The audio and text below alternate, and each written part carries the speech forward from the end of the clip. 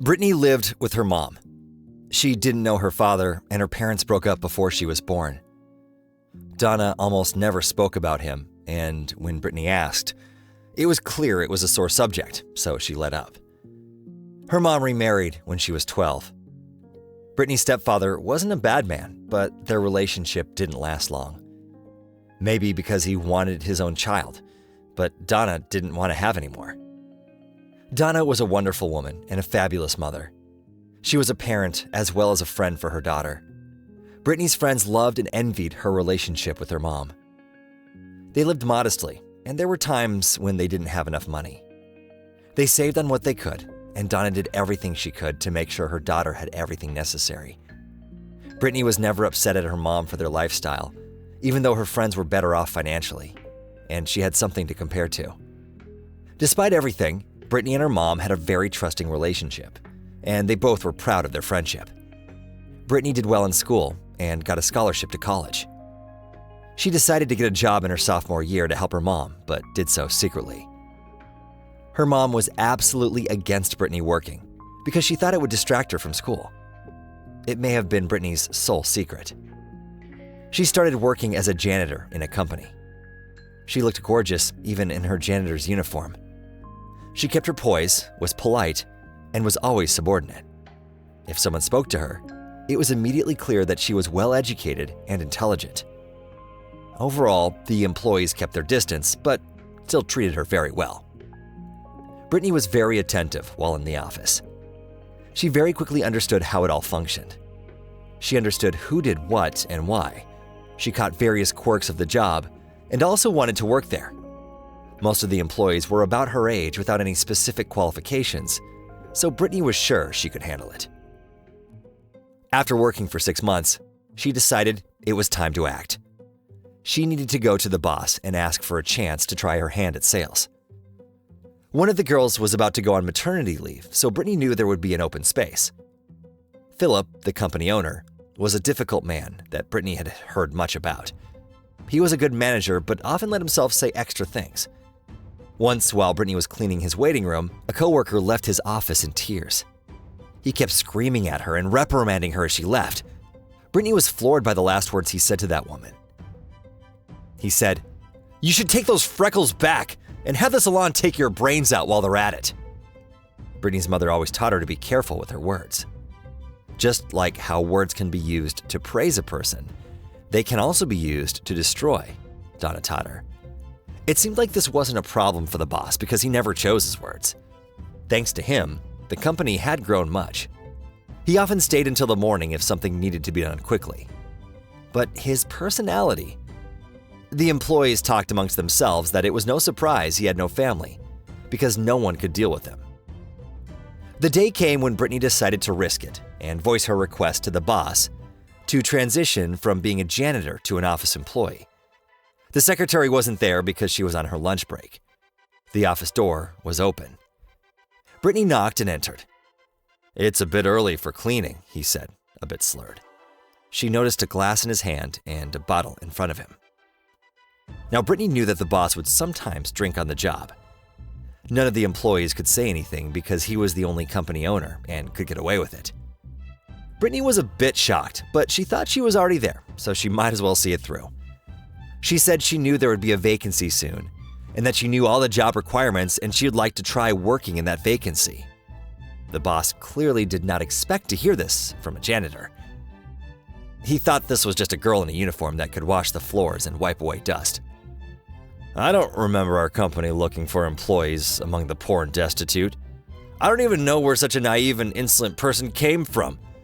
Who even let you in here?" Philip called to the secretary, and yelled even louder when he didn't hear an answer.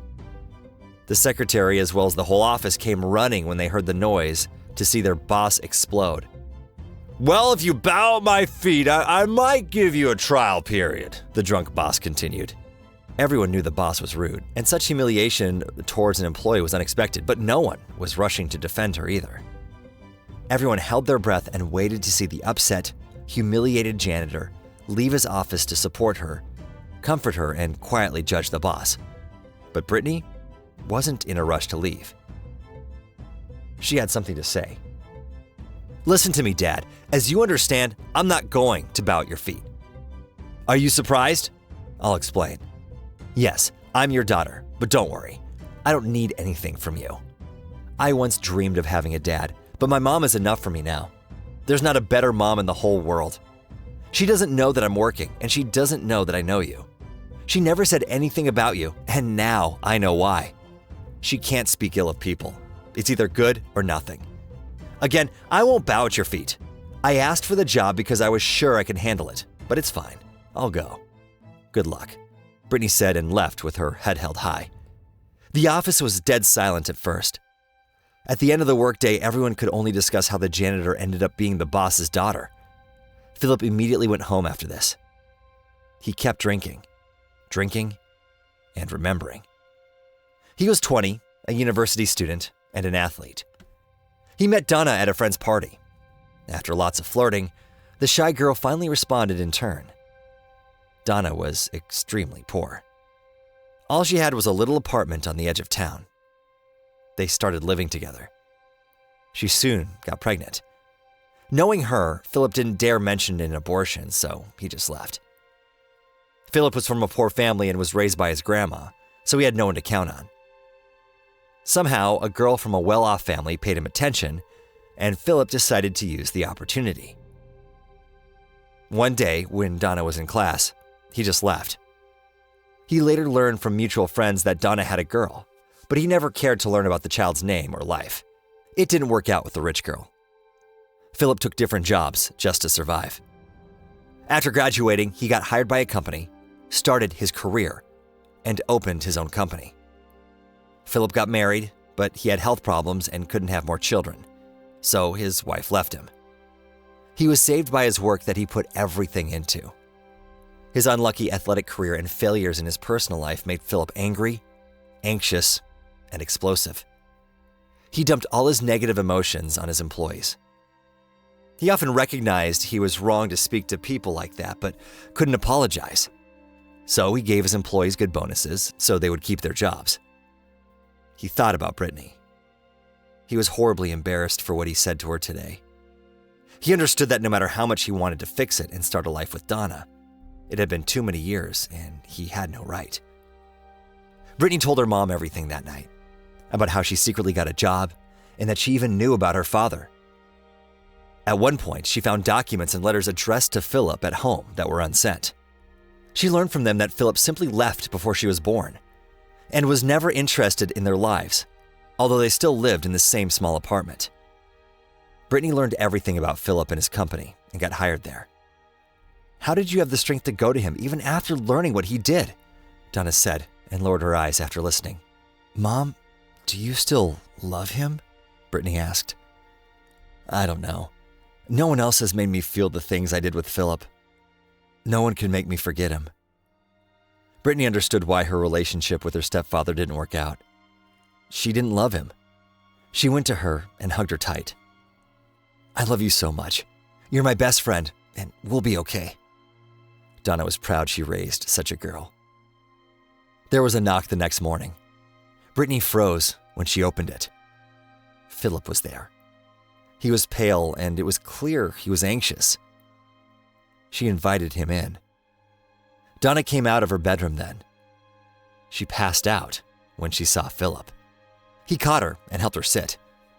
Brittany left them alone.